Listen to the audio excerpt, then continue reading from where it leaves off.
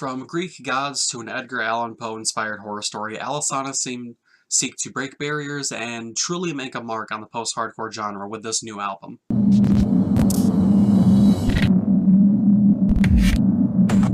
Welcome to Ray Ronan Does Music, where today we're looking at the second full-length studio album and third overall release from Alesana, a concept album called The Emptiness.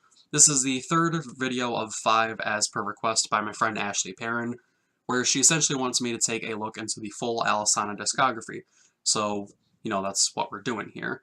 As noted very briefly in the beginning of this video, Edgar Allan Poe is a large inspiration factor here, as the album is I'm not sure if it's loosely or heavily based on works from him such as The Raven or Annabelle Lee, and without telling too much about the actual story, it follows this tragedy of someone called the Artist, following a killer named the Thespian for what he did to send his life into a downward spiral.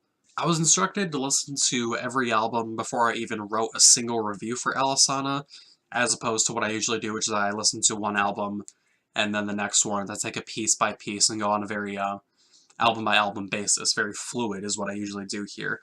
But now I can see why both Ashley and my friend Caleb requested that I do this sort of after experiencing the whole discography, because you can really see the progression from album to album. On my last review I did for On Frail Wings of Vanity and Wax, which hopefully I linked down in the description, time will tell for that.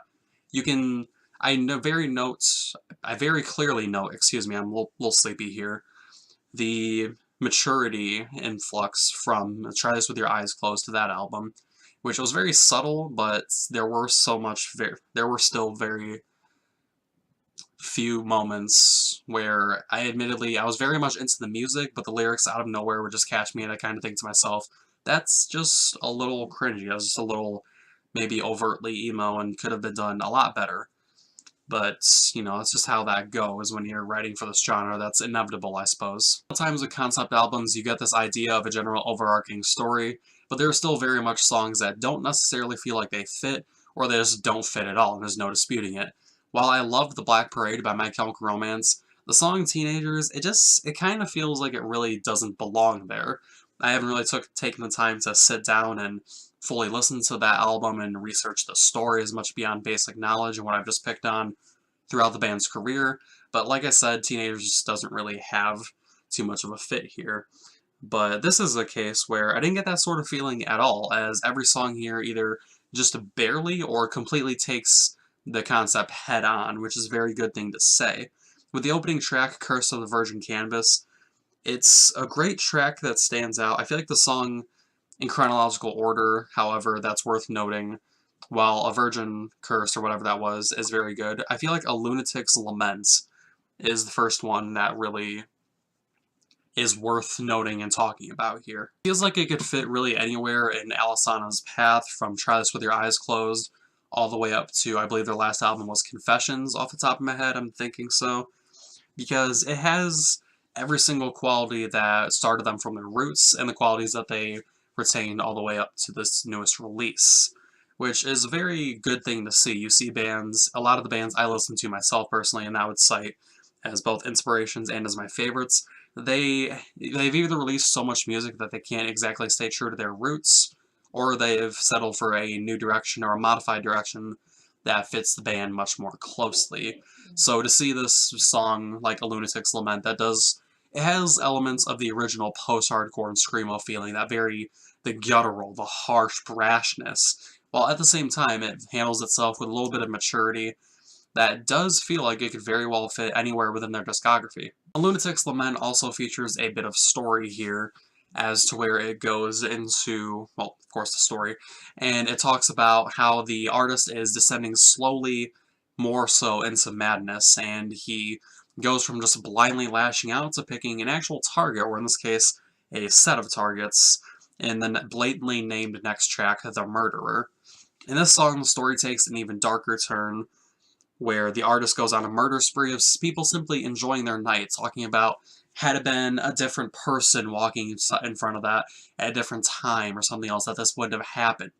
He's very blindly just lashing out and looking for an excuse to cause this havoc, which I think is very, what's the word I'm looking for here? It's a very interesting look into mania and just the overall manic tendencies that someone in this position of mental distraughtness can take on. And I was very surprised almost to see them just take that on very blatantly and upfront, because usually with Alesana, they leave breadcrumbs, they leave very subtle hints towards things, and it's very rare where they'll just punch it straight in the face. And it even comes along very well communicated, where a lot of times it'll feel like it's, I keep mentioning throughout their discography, it feels like it's overdone, or it's much too stereotypical for the genre. The murderer here feels very fresh and well done for all these aspects. And also what happens with this song is, I'm going to go back on what I usually say, and maybe get called a bit of a hypocrite for this, but there are rare times in music where going overboard with the song concept or becoming way too stereotypical fits all too well. And there are a couple set of lines here that I'm going to read off that they do the trick. Just listen to this. The knife slides down the tip of my tongue. I'm finding pleasure in watching you writhe. I lean in just to lick the sweat off your face. I taste the reverence dripping down my throat. And along with that line, the two vocalists here in question, Dennis Lee and Sean Mike, they're very slowly creeping their way up my favorite clean and rough vocalist list, because they have this knack for communicating emotion in a way that doesn't feel overacted or overpracticed. It feels very natural, especially Dennis Lee. When it comes to rough vocalists, I find it very enthralling when they can communicate this feeling of being mad, of having this just rage within them, because you think of rough vocals and you think, yeah, anger, it's kind of there. But with a case like Dennis Lee, he actually does feel very much consumed by this anger and very just overly distraught by it, and it's a very good quality to have because it really brings you in and immerses you into this album here. Rather than explore every element of the story further, I'm just going to touch slightly on the thespian and then move all the way to the closing track titled Annabelle. Essentially what happens here is he gets into this mindset of slowly starting to accept his fate while also still experiencing many traits of the manic hysteria. And then finally in Annabelle, it seems like to this point the artist has been living within a delusion within his mind, as Annabelle, that song is told from, well, her perspective here, and that the mental instability has led him down a road to his death and true madness, where the story currently lies and finishes off here, which is a very interesting take here, because going through the album, I thought it was going to be very solid towards the end. It was going to be like, oh, he kills the thespian, he doesn't truly become mentally cured, but he finds a sort of solemn acceptance, I suppose, but this completely caught me off guard, which is very good for a concept album, when the ideas that I had laid out in my mind are just completely thrown out. I hate dodging specific examples because I haven't really talked much about the general music quality of this album, but overall it's very amazing. There are a lot of elements, like in the Thespian's pre-chorus, highlighting by fleeting guitar work, and just the vocals overall feel very cinematic, very stage-worthy. And then there are other moments like just constant drum patterns that set the scene for the story throughout the entire album that I feel, again, there's no exact point I can really pick out, so I feel like I'm just sort of grasping at straws for anything to say here, but I hope that sort of communicates what I'm trying to get across here, is that throughout this album it's, again, very solid, very consistent, and the chemistry, again, from the band hasn't improved, it's remained very on par with their last release, so consistency is the key here. All these subtle moments make up what is an amazing improvement from their first release, Try This With Your Eyes Closed, and a notable one even from On Frail Wings of Vanity and Wax.